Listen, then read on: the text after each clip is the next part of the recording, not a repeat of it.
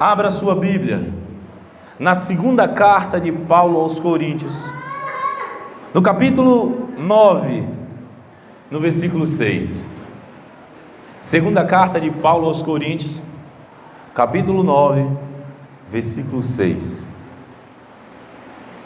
Se você que está nos assistindo ainda não é inscrito no nosso canal, se inscreva no nosso canal, compartilhe os nossos vídeos e que Deus possa trazer sobre a tua vida toda a sorte de bênção, em nome de Jesus. 2 Coríntios capítulo 9, versículo 6, diz assim a palavra do Senhor: lembrem-se, aquele que semeia pouco, também colherá pouco, e aquele que semeia com fartura, também colherá fartamente. Meu Deus, fala aos nossos corações, que a tua palavra encontre lugar no coração de cada um dos teus filhos, para a honra e glória do teu santo nome. Amém e amém. Sente-se no seu lugar, por favor.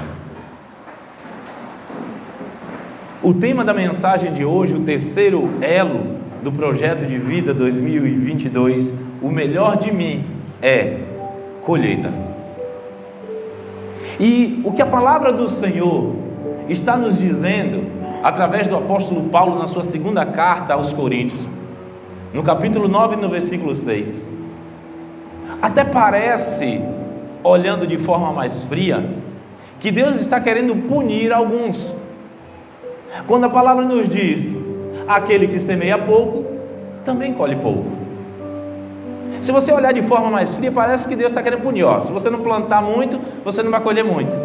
Mas não, Deus na verdade está estabelecendo um princípio, e todo aquele que deseja colher, precisa plantar, precisa semear, e a sua colheita acontecerá segundo aquilo que você semeia.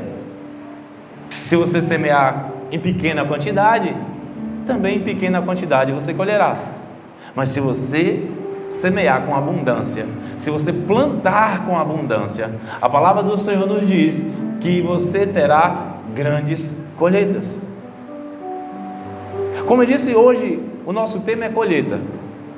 Mas quando pensamos em colher, irmãos, pensamos em festa, em alegria. Quando pensamos na colheita, pensamos na festa do milho, na festa da laranja lá em Buquim, lá na região de Santo Antônio de Jesus, na festa da mandioca, porque lá é a terra da farinha. Então os produtores fazem aquela festa e apresentam os produtos derivados da mandioca, inclusive a farinha de lá, que é a melhor do mundo, né? Quem não conhece, vale a pena dirigir 400 quilômetros para comprar farinha lá em Santo Antônio de Jesus, viu? Só uma dica que eu vou dar.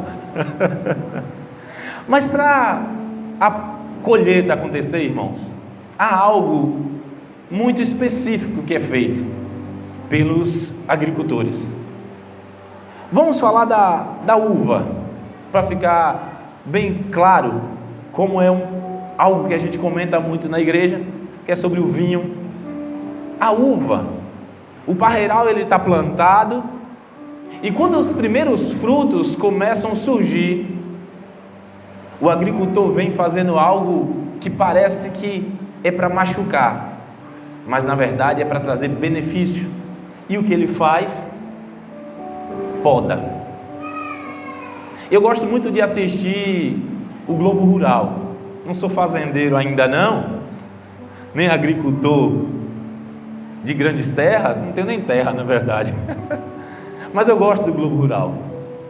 E eu já vi em algumas reportagens falando exatamente sobre o plantio de uva. E o agricultor, ele vem com a tesoura específica ali para aquele cultivo, observando no parreiral os cachos de uva. E quando ele encontra no mesmo trecho, no mesmo galho, 2 cachos ou até 3 cachos de uvas ainda pequeno, ele elimina o excesso e deixa apenas um. Se tiver 2, ele vai deixar um. Se tiver 3, ele vai deixar um. Aquilo parece inicialmente prejuízo, porque são centenas de milhares de pequenos cachos de uvas que são desperdiçados.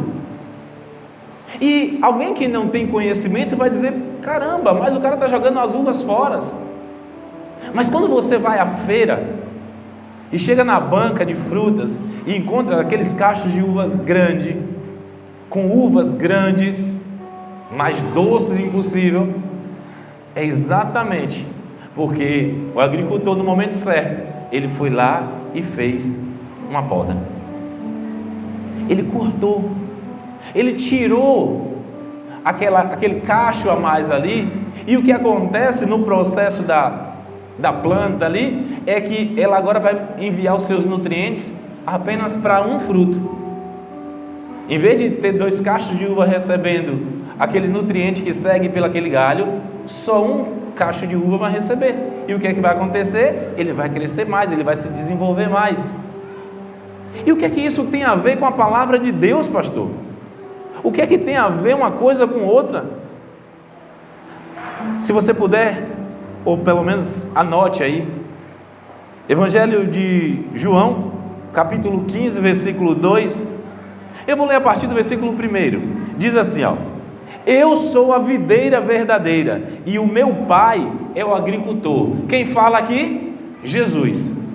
Agora olha o que diz o versículo 2: todo ramo que está em mim não dá fruto, todo ramo que está em mim não dá fruto, ele corta. Todo ramo que está em mim que não dá fruto, o pai corta.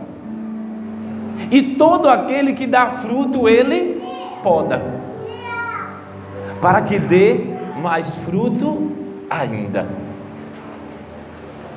Deus, em sua palavra, Jesus está dizendo, dando o exemplo da árvore, da planta, dizendo que ele é a videira e que nós somos os ramos. E aquele que não dá fruto, ele corta, ele elimina, ele tira e joga fora. Mas aquele que dá fruto, ele poda. E essa poda, irmãos, é exatamente para que o fruto cresça com qualidade. Por isso eu trouxe essa ideia que você encontra na agricultura, porque o próprio Jesus usou isso, dizendo que você, servo do Senhor, que tem produzido, Deus em determinado momento vai fazer algumas podas em você. Por isso eu falei da importância de estarmos aqui conhecendo a palavra de Deus, porque às vezes a gente lê a Bíblia, tem uma determinada interpretação, e quando a gente vem ao estudo, quando a gente participa de momentos de aprender a palavra, a gente percebe que aquela ideia nossa estava um pouquinho fora da direção, e a gente vai ajustando. O que é isso? A poda. E Deus faz isso para prejudicar aquele servo que tem se dedicado a conhecer, buscar conhecimento? Não. Deus traz, corta o que não serve, para que você, como servo do Senhor, produza ainda mais. Mas falando da vida de forma geral, irmãos,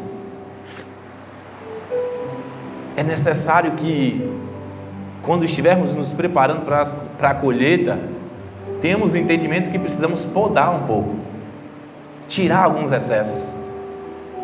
Você, no seu trabalho, às vezes você precisa, a poda pode representar um momento que você recua um pouco, para estudar o que você vai fazer, que estratégia você vai executar no teu trabalho, na tua empresa, para que você produza mais. Você vai dizer: olha, vamos trazer a equipe toda para esse lugar, para que a gente produza mais. Vamos tirar tal coisa para que reduza os custos, para que a gente consiga ter mais lucratividade.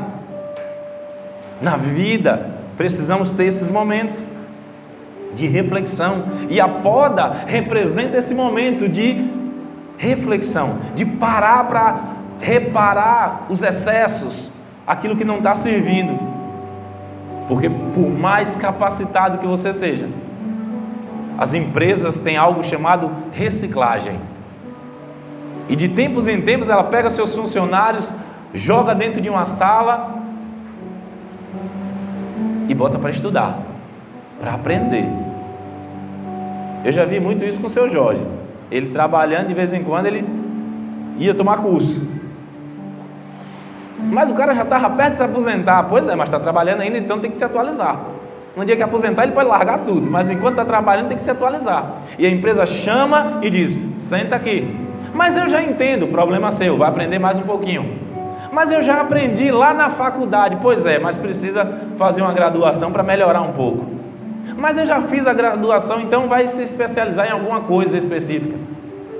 Nós sempre precisaremos aprender um pouco mais. Sempre precisaremos buscar mais conhecimento. E a poda representa isso, um momento em que o Senhor vai nos parar, não porque Ele quer nos barrar, mas porque Ele quer que a gente produza ainda mais. E nos termos da agricultura, a poda de frutificação é realizada para otimizar a produção do cultivo, ou seja, para produzir mais. Aquilo que eu já disse, o agricultor vai lá e dá uma poda, faz um corte para matar a planta? Não, para que ela produza mais. É assim nas agriculturas de pequeno porte, de árvores que produzem com enxerto, logo muito nova. E o pessoal sempre vai lá e corta o olho para a árvore não crescer muito, para a planta não se preocupar em jogar vitamina para as folhas que estão surgindo novas.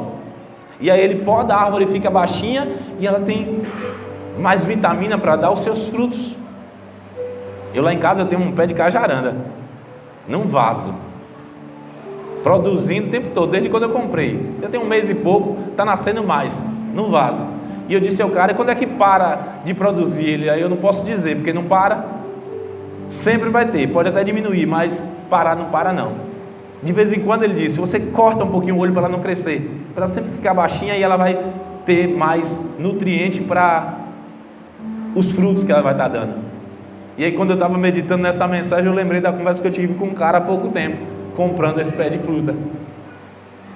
É assim em nossa vida. Precisamos podar algumas vezes para otimizar a produtividade. Mas quando participamos, nos preparamos para essa colheita, precisamos saber que se estamos colhendo é porque alguém nos entregou semente. É preciso compartilhar com quem nos deu essa semente. Provérbios capítulo 3, está na mão, Dani? Provérbios capítulo 3, versículo 9 diz assim: honre o Senhor com todos os teus recursos e com todos os primeiros frutos de todas as suas plantações. O que é que está falando aqui? Do dízimo. Deus está falando da primícia, do dízimo. Daquilo que vem em minha mão, eu preciso tirar para aquele que me deu a semente. Ser fiel. Volta lá, Dani, para mim. Eu preciso ser fiel àquele que me deu a semente. Honrar ao Senhor. E é isso que a palavra nos diz em Provérbios 3, capítulo 9 e 10. Eu preciso honrar a Deus com as primícias daquilo que Ele me deu.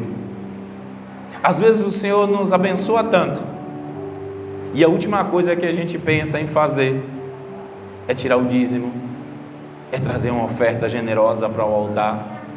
E quando a gente traz uma oferta, a gente pega aquelas cédulas mais velhas, de menor valor, e coloca no altar como se estivéssemos fazendo a melhor coisa possível. Se esse for o teu melhor, tudo bem. A Bíblia fala de uma mulher que jogou algumas moedas e Jesus disse que foi a melhor oferta. Por quê? Porque era o que ela tinha, e ela deu com amor. Mas se você pode, seja generoso, porque a palavra diz, e nós lemos em 2 Coríntios capítulo 9, 6, que aquele que semeia com fartura, fartamente colherá. Não plante migalhas e queira colher fortunas. Não plante punhadinhos e queira colher toneladas e toneladas de grãos, porque não vai ser assim. Se você quiser colher toneladas e mais toneladas, você precisa fazer o plantio na mesma proporção, honrando ao Senhor, o nosso Deus. Em Romanos capítulo 11, no versículo 16, a palavra do Senhor nos remete ao Velho Testamento, quando Deus fala assim: se é santa a parte da massa que é oferecida como primeiros frutos, toda a massa também o é. Se a raiz é santa, os ramos também o serão. Aleluia, glória a Deus. Pastor, eu não entendi nada do que você disse. Eu não entendi nada do que você disse. Se é santa a parte da massa que é oferecida como primeiros frutos, toda a massa também é. Sabe o que é que Deus está dizendo? Quando você separa a primeira parte para oferecer a Ele, santificando ao Senhor, tudo o que sobra também é santo. Ele abençoa, Ele prospera, porque você separou das primícias e entregou ao Senhor, colocou diante dEle em adoração, entendendo que aquela colheita que você está fazendo, você só está fazendo porque o Senhor te abençoou, porque o Senhor te prosperou, porque o Senhor fez coisas inimagináveis na tua vida. Honre ao Senhor, seja fiel com aquele que te deu a semente, e você verá que você vai continuar colhendo grandes quantidades. Quando a poda, que eu falei no trecho anterior, acontece, ela é feita pensando não somente na colheita daquele próximo ciclo, mas depois que eu colher essa, eu já estou pensando na próxima colheita. E sabe um grande problema? As pessoas colhem os frutos que surgiram, comem dos seus frutos e comem a semente também. Se você come da semente, o que é que você vai ter para plantar depois? Quando você traz a sua oferta diante do altar do Senhor, você come de todo o resto, mas você guardou semente para produzir mais à frente. Pense sempre na próxima colheita, pense sempre no próximo momento, porque aquele que te deu a colheita dessa vez vai te dar novamente. Então, a importância da nossa fidelidade, a importância de guardarmos a semente, de depositarmos a semente no celeiro, para no momento certo semearmos e Ele fazer com que tenhamos grandes colheitas, o tempo todo, um ciclo após o outro. E falando de agricultura, os plantadores têm o milho safrinha, por exemplo. Eles plantam, aí tem aquela safra grande, e na entre safra, do tempo principal de plantar até voltar ao tempo principal novamente, ele tem uma safra menor, mas ele está colhendo. Essa deve ser a nossa visão. Eu estou colhendo hoje e a safra vem daqui a algum tempo, mas entre essas duas safras, o que é que eu vou fazer? Eu vou continuar plantando e Deus vai me abençoar. A prosperidade virá na tua vida quando você entender o princípio de Deus, de que se você honrar aquele que te deu a semente, Ele também vai te honrar nas tuas colheitas, em nome de Jesus. Mas a colheita, irmãos, não é feita sozinho. Ninguém pode fazer nada sozinho. A palavra do Senhor nos diz que um cordão de 3 dobras não se rompe com facilidade, e o trabalho de 2 tem mais boa paga. Já saiu uma pesquisa certa vez em uma faculdade americana, que não me perguntem o nome, que eu não lembro mais, mas que a pesquisa dizia o seguinte: uma pessoa trabalhando, e vamos falar da construção civil. Na construção civil, o cara sozinho trabalhando, ele consegue em um dia colocar 500 blocos. subindo paredes, fazendo um muro. Ele consegue colocar 500 blocos, ele sozinho trabalhando. Mas se ele tiver mais um, os dois trabalhando, vão colocar quantos blocos? Coloca 500 blocos. Se tem dois, vai colocar quantos blocos? Pois é, essa é a lógica. Mas a pesquisa descobriu que quando tem outro, os dois produzem mais. E agora eles não produzem 500 cada um, mas 600 ou 700 blocos por dia cada um. Porque um motiva o outro. E é isso que a palavra do Senhor de Deus nos diz, que quando há dois, se um cai o outro, levanta, um sustenta, um ajuda, um empolga o outro. E ali naquela competição, entre aspas, os dois trabalhando e conversando, e quando percebem no final do dia, produziram muito mais os dois juntos, de que se tivesse um só. Não porque o fato de dobrar, mas ainda mais de que o dobro. É isso que a palavra nos diz. Então, a colheita, irmãos, ela não é feita sozinha. Ninguém consegue colher sozinho. E eu falei aqui há poucos dias nesse altar sobre aquela regra que Davi determinou, que aqueles que ficassem guardando as bagagens teriam o mesmo direito com os despojos da guerra com os que foram lutar. Porque ninguém vence uma batalha só. Vocês lembram disso? Davi saiu para ir buscar suas famílias que tinham sido levadas, e dos 600, 200 homens não tinham condição de ir, estavam cansados. E Davi resolveu dizer: então fica vocês aqui, toma conta da bagagem, e a gente sem bagagem, a gente vai em busca da nossa família, das nossas famílias, e a gente vai alcançar o inimigo. Quando eles voltaram vencedores, os que foram à batalha disseram: olha, vocês que ficaram aqui, se contentem com aquilo que vocês receberam, as suas mulheres e os seus filhos de volta. E Davi disse: não, meus irmãos, o Senhor nos abençoou, e esses que seguraram a bagagem precisam ter o mesmo direito que nós que fomos lutar. Nós precisamos honrar aquele que nos ajudam nas semeaduras, no momento de semear. Porque no momento que semeamos, semeamos com alguns. No momento que colhemos, também colhemos com alguns, com pessoas do nosso lado. Precisamos honrar familiares, os nossos líderes, nossos amigos. Se você tem uma empresa, os colaboradores da sua empresa.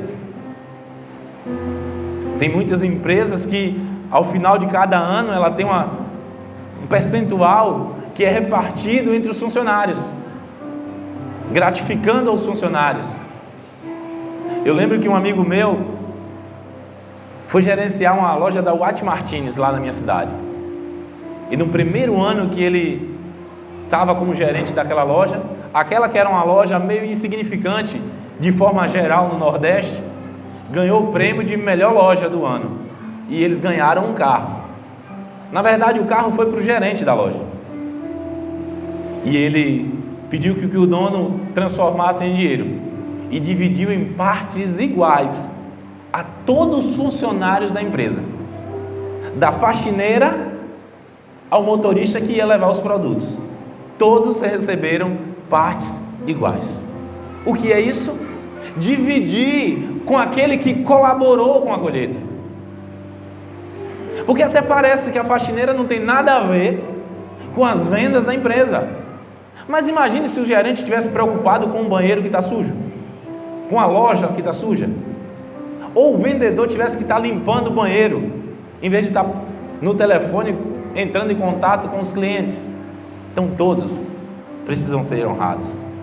No momento em que Deus te abençoar com a colheita, no momento em que Deus derramar da sua graça sobre a tua vida, não esqueça daqueles que te ajudaram.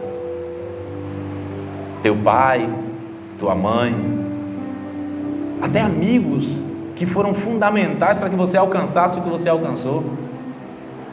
A palavra do Senhor nos diz: honra ao teu pai e à tua mãe. E você será bem-sucedido, serão acrescentados os seus dias na terra. É o primeiro mandamento com promessa. Mas às vezes, tem pessoas que alcançam o sucesso e pensam que conseguiram porque ele, vamos falar assim, né? Porque ele é capaz. Deixa eu te dizer, querido, não foi não. Você é até capaz, mas se você não tivesse uma retaguarda boa, você não chegaria a lugar nenhum. Ninguém pode alcançar grandes colheitas se estiverem sozinhos. Uma empresa, ela só vai crescer se ela entender que os seus colaboradores precisam também crescer. Mas uma empresa que visa só o seu crescimento e matando os seus colaboradores, vai viver no tempo da escravidão. Bateu, não serve mais não, joga fora. Vem outro. Bateu, não serve mais não, joga fora. Mas quando a empresa, ela pensa no seu funcionário, ela olha para o funcionário não como inimigo, e nem o funcionário olha para o patrão como inimigo. Irmãos, esse é o casamento perfeito, para que aquela empresa avance, cresça e alcance coisas imensas naquele seu trabalho, a palavra me fugiu agora, no seu segmento. Uma empresa só vai crescer no seu segmento se os seus colaboradores estiverem na mesma felicidade que o seu dono. Não adianta o dono chegar na empresa na segunda-feira todo feliz, cheio de gás, e os funcionários tudo de cara grande porque não receberam o salário na sexta-feira, porque está atrasado. A gente vê muito isso nos times de futebol. Os caras não pagam os jogadores, o time perde, o time vai se acabando e vai descendo na tabela, e vai descendo, e daqui a pouco os caras arrumam o dinheiro e pagam, aí o time começa a ganhar, aí se recupera. Quando a empresa, ela pensa no colaborador como parte fundamental para o seu crescimento, ela vai crescer mais do que qualquer outra que não pensa. Então, se você que está me assistindo, ou alguém que está aqui, se você tem uma empresa, pense que aqueles que estão contigo são os responsáveis pela colheita com você. Você pode ser o melhor vendedor, você pode ter um argumento muito bom para conquistar os teus clientes, mas se os teus colaboradores não fizerem o que você propõe na tua conversa com o cliente, você não vai conseguir avançar. Tudo na vida é assim. Se aquele que está do teu lado, se Lisandro que está aqui tocando comigo, não conseguir a sintonia com o que eu estou pregando, eu estou falando de colheita, de avançar, de crescer, de prosperar. Aí daqui a pouco, quando eu termino a mensagem, o Lisandro vai e começa uma música que não tem nada a ver. Cura-me, Senhor, cura minhas feridas. Mas eu não falei disso, Lisandro. Eu estou falando de prosperidade, de colheita. Aí o cara vai cantar sobre cura logo hoje. Sabe, precisa ter essa interação. E a gente tem. De vez em quando ele me dá umas escorregadinhas assim, mas é pouco. Precisamos estar compartilhando com todos aqueles que, de certa forma, têm nos ajudado a avançar. Se tem uma coisa que Deus se alegra, é quando você prospera, quando você alcança outros níveis, mas não esquece de quem está à tua volta. Às vezes a gente está em algum lugar. Eu vou dar um exemplo de uma viagem que eu fiz. Estávamos indo para Salvador, foi a última vez que eu fui em Salvador. E no caminho, na linha verde, tinha uma barraquinha, água de coco. Mara vai ficar com raiva de mim. E ela disse: amor, água de coco. Aí eu parei, água de coco. E aí, irmão, quanto é água de coco? R$8. Aí ele: me dá um aí. Aí o cara veio com uma garrafinha de 1 litro. Aí Mara disse: caramba, mais 1 litro por R$8? Eu entreguei o dinheiro ao cara e disse: valeu, Deus abençoe. Aí a gente saiu. Ela: R$8, né? Caro, lá a gente compra uma garrafa por 5, na época era 5 aqui. Eu disse: mas me diz uma coisa, tu venderia uma água dessa de coco aqui na linha verde por 8? Ela disse: eu não. Eu disse: pois é, se eu estivesse no lugar dele eu vendia por 10. A gente tem que entender que Deus está nos dando condição naquele momento de fazer uma viagem, ter condição de ter um carro, ter a gasolina, e no caminho a gente encontra alguém vendendo água de coco, e eu vou dizer ao cara: faz 3. Se eu tiver 5, eu dou os 5. É 4, tem 5, toma os 5. Isso é ser besta? Falar igual baiano mesmo? É besta? Fulano é besta? Não, é ser generoso. E Deus gosta dessas coisas. Irmãos, eu posso até estar errado, porque minha mãe não era assim não. Minha mãe ia na feira e dizia: quanto é laranja? 3 por R$1. Ela não é 4 não? Não, ela saía. Ela ia atrás das 4 por R$1. Eu não consigo muito não. Quanto é laranja? 3 por R$1. Digo: me dá 3. Se eu não quiser, eu vou embora. Agora 4 eu não peço, eu vou embora. Ah, tá cheio de dinheiro? Tô não. Mas eu estou exercendo um princípio que eu gosto muito de usar: dai e dá-se-vos-á. E com a mesma medida que medirdes, vos medirão também. E no momento em que você é generoso, irmãos, Deus vai derramar da sua graça, Deus vai derramar da sua bênção, que você não vai nem conseguir entender como tanto milagre está acontecendo sobre a tua vida. Mas você ganha o mesmo salário que o outro e você está prosperando tanto. Por quê? Porque a graça de Deus está sobre você. Porque você não esqueceu daqueles que te ajudaram no momento de plantar, no momento de colher, e agora você, com generosidade, está abençoando a todos. É pegar o que eu tenho e dar. É sair com um saco cheio de dinheiro para dar em cada semáforo que para de Aracaju. Porque se fizer vontade, o cara sai com um carro forte aqui em Aracaju, né? Cheio de dinheiro. Cada sinal, você sai da Aruana para o centro, volta vazio já. Porque é um bocado de gente no caminho aí pedindo. Não é isso que eu estou dizendo.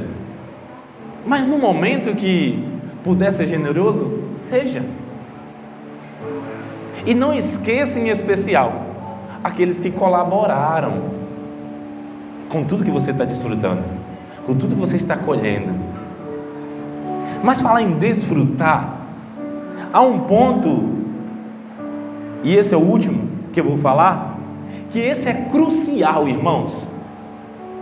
Deus tem abençoado muita gente, Deus tem derramado sua graça sobre o seu povo, e as pessoas têm desfrutado de grandes colheitas. Mas sabe uma coisa que as pessoas estão esquecendo?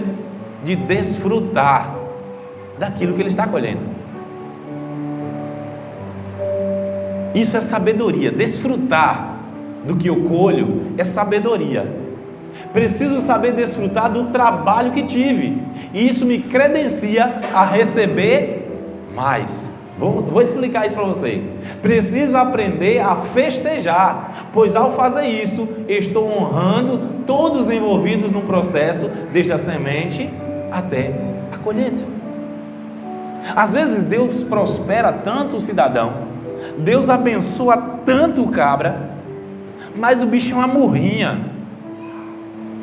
Não vai na esquina comprar um cachorro quente, não vai na praia para tomar um refrigerante ou comer um tira-gosto, para não gastar. Eu estou dizendo que você tem que ser gastador e desperdiçar tudo o que tem de forma irresponsável? Não, aí quem fez foi um filho pródigo, que gastou tudo que tinha irresponsavelmente, diz a palavra do Senhor. Mas se Deus nos dá grandes colheitas, precisamos ter a alegria, a satisfação de desfrutar disso, de sair com a família em um momento, Mas vai ter um momento que não vai dar para sair. Mas se a coisa melhorou um pouquinho, se agora o Senhor tem abençoado e as colheitas têm sido maior, claro que eu preciso desfrutar disso. Não posso ser, como eu disse, irresponsável como o filho pródigo, gastando tudo. Mas se eu vou no princípio da palavra do Senhor, quando Ele diz, vai ter com a formiga preguiçoso, ou em algumas versões, vai aprender com a formiga preguiçoso. As pessoas só pensam que está falando ali da preguiça em si. Mas se você for analisar a vida da formiga, o trabalho dela, na verdade a formiga pega tudo que pega, leva para o seu formigueiro, e lá ela vai comer do que aquilo produz. Como, pastor? Ela leva folhas, por exemplo. Ela leva folhas para o formigueiro, e aquelas folhas criam fungos ali. E ela come a folha? Não, ela come os fungos. Quando a Bíblia diz vai ter com a formiga preguiçoso, vai aprender com a formiga, vai aprender a desfrutar daquilo que você colheu. Pegue da tua colheita e desfrute dela, faça ela render. Olha a parábola do talento, parece que não tem nada a ver, mas tem muita coisa. O Senhor viaja e deixa com os seus funcionários talentos, que ali representa dinheiro.